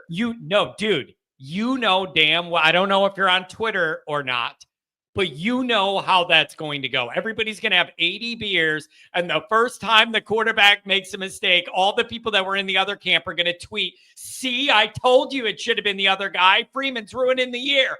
You know that's coming. Just prepare for it now. I just think that it's just ridiculous that it just annoys me. It annoys the crap out of me.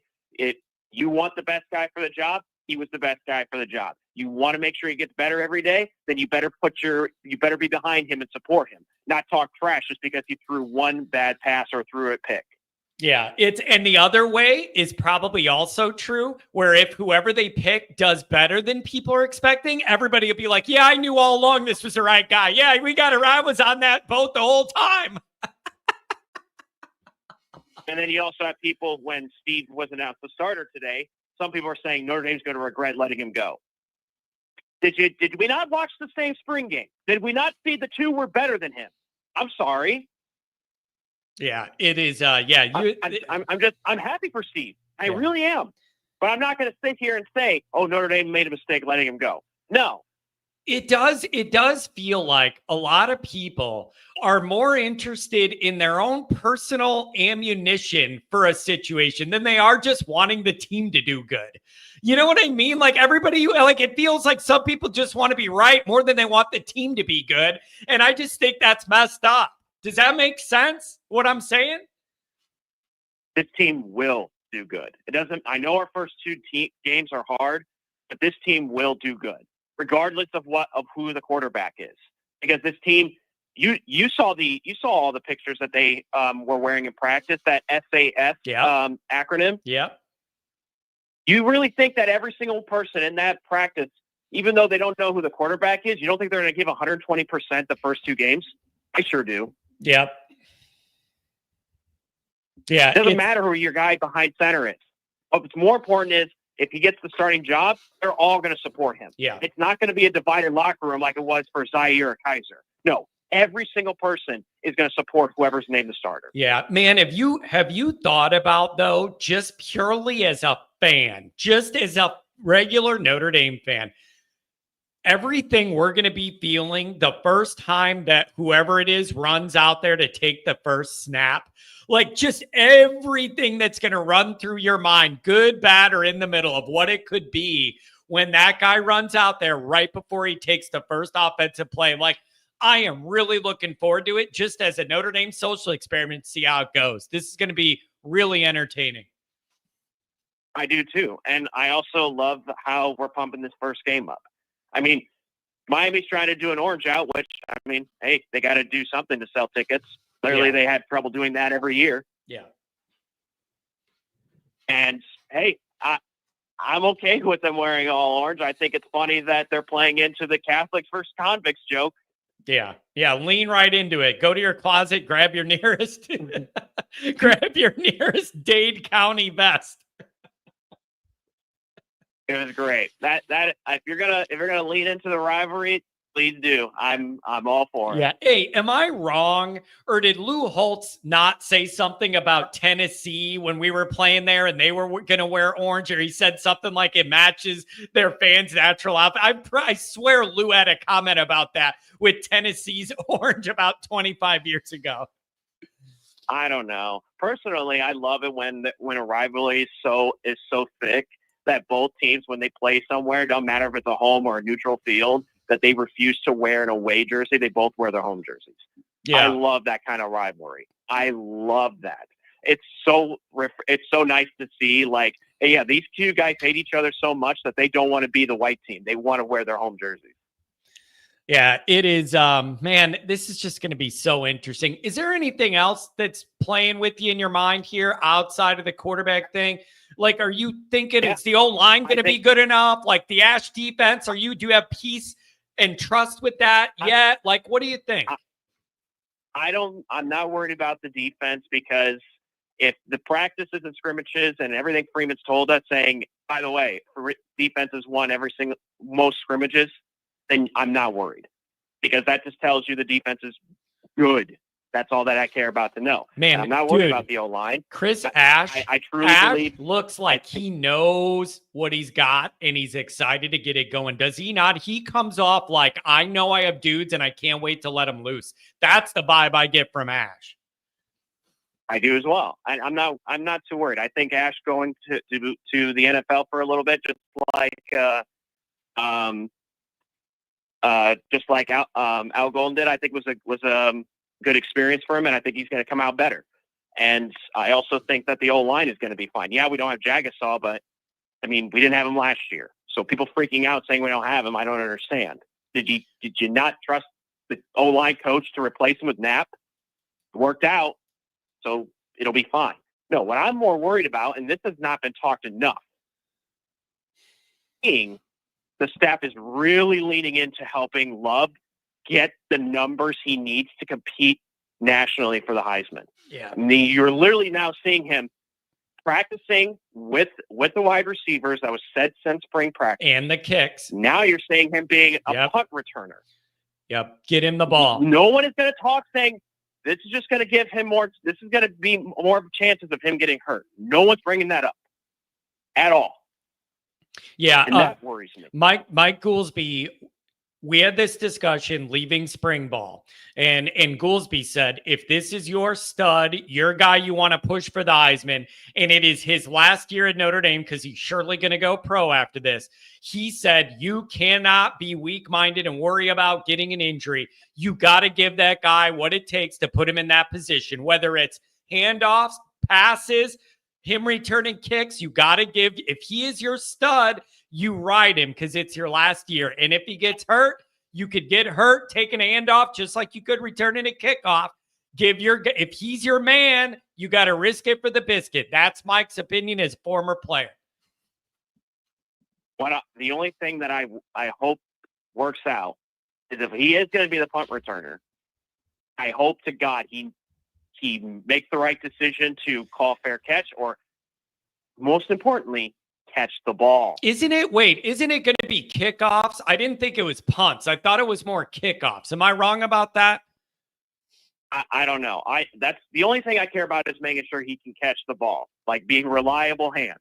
If he can, I'm not going to tell the staff that they're doing a good job. Yeah, because clearly they are.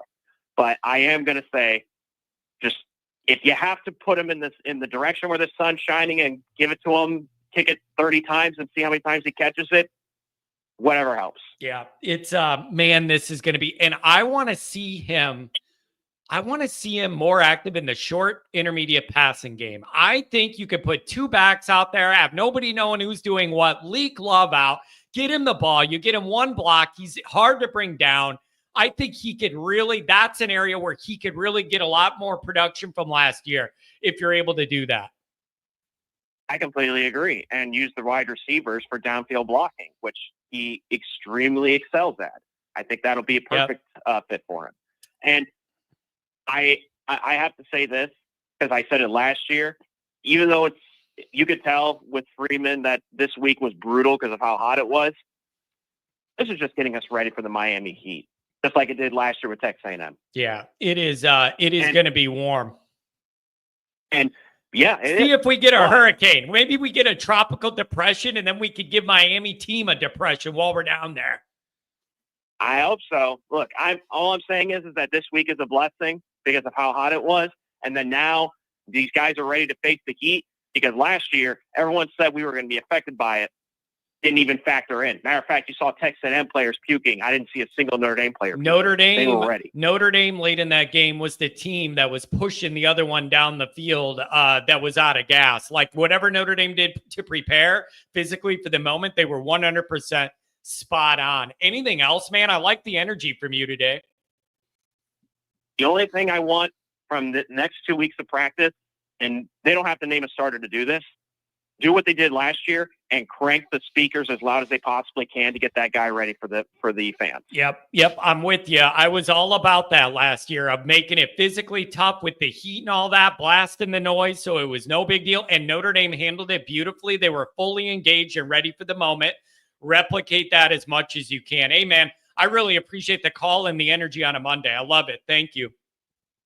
Oh, no, thank you. And like I said, I don't care who's the starter. I'm going to just support him the whole way. And I don't want to see a switch up unless the coach decides to do it. Yeah. I'm never going to be the guy screaming, saying, put the other guy in because, like I said, I'm a fan, not an expert. I'm going to leave it to the expert. Fair enough.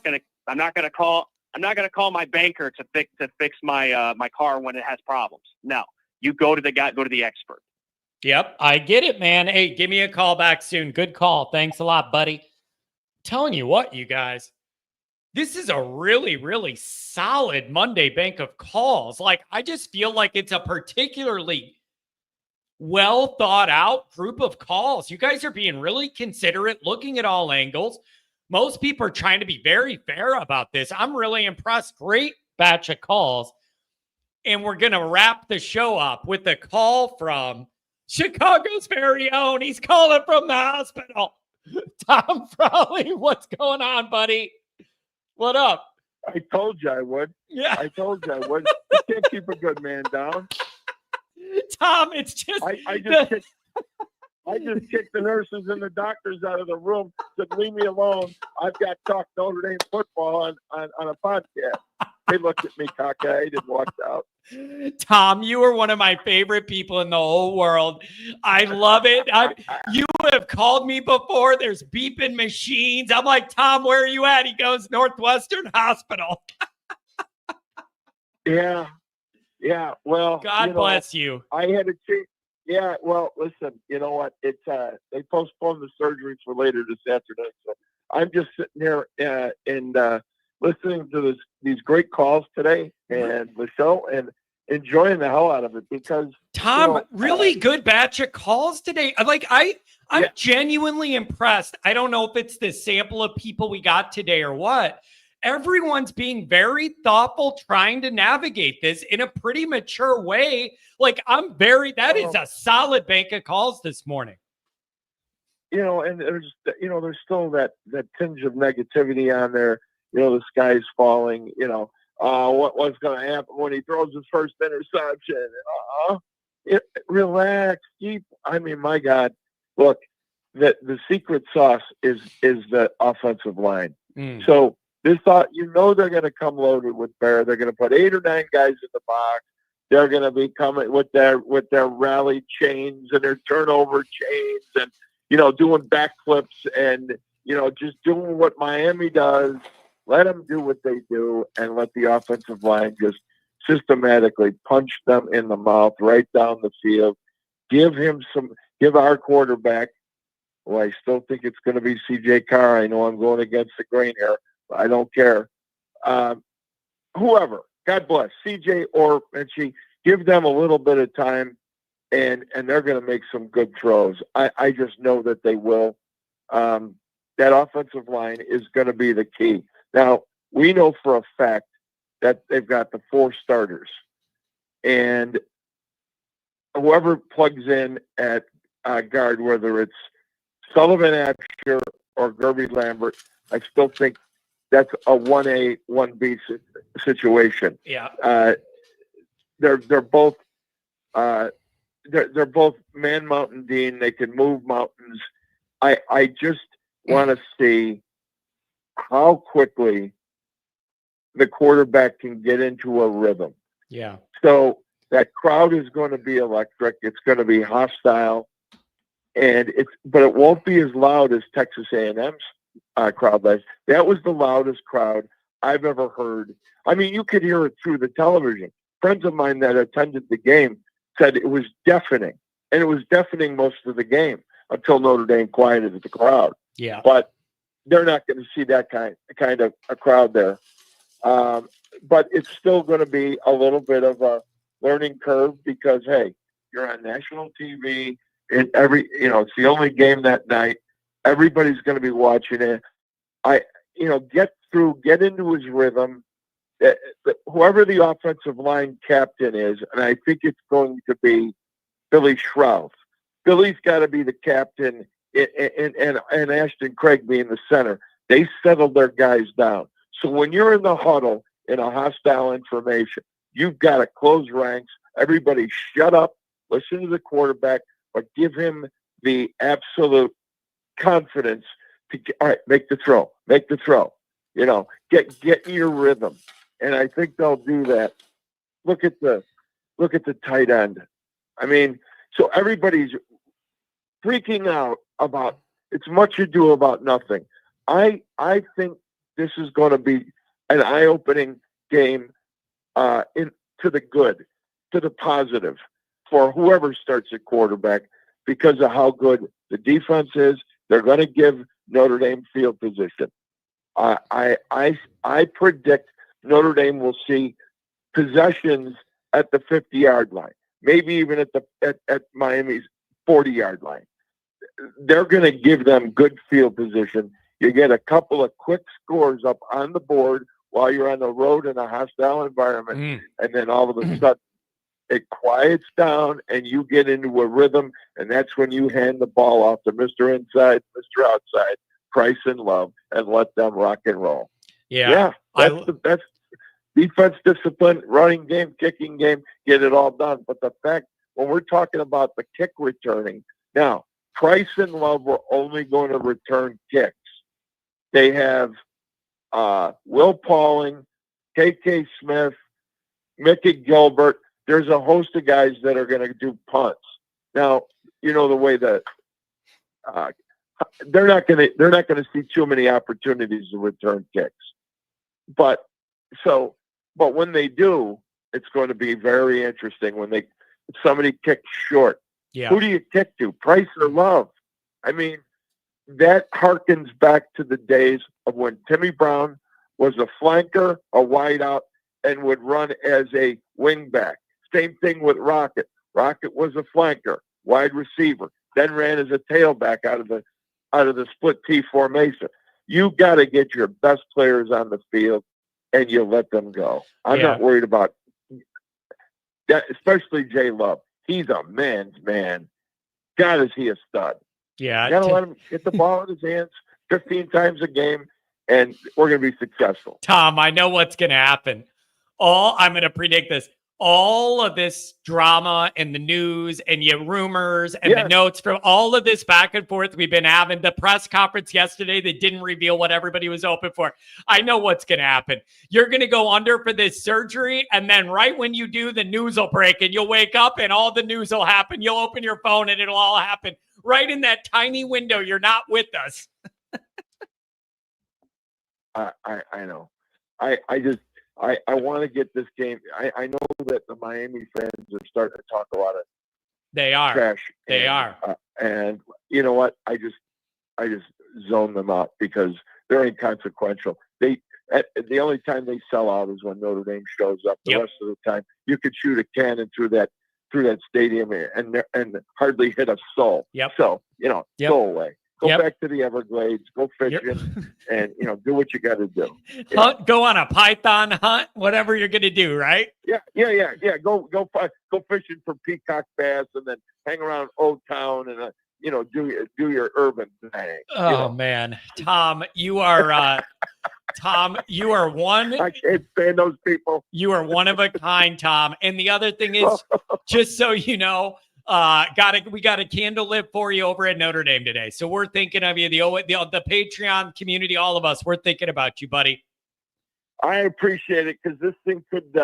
There's a tinge of seriousness to this, but I think I'm okay. I'm just waiting. I got a great surgeon, so we'll go from there. I'll let guys know what's happening. Yeah, But when you're always, out and good, shoot me a text. Let me know you're okay later. Okay.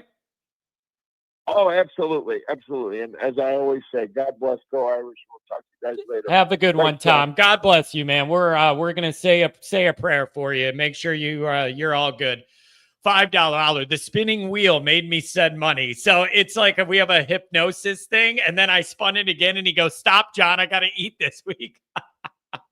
$20 from Slick Rick. Go Irish, be Miami. God, Slick Rick 2 Saturdays ago, he put at least $500 in the chat just for the tailgate fun so we could have a good party, man. I mean, you guys are, I am very, very lucky. I have an awesome group here, man. You guys are great. And the Patreon group is great. I love you guys. All right. That's going to be it. Off to the gym. And then we'll be back tonight, Monday Night Raw. And Mike Goolsby is going to have a lot of thoughts. So stay with us. One isn't good enough for today. We do this morning, and we'll be over on Patreon tonight at 7:00. ND25 promo code. I love you guys. This was a great show. Really strong bank of callers. The only people left are usually just the listeners. This all worked out great. Have a good day, everybody. We'll see you tonight.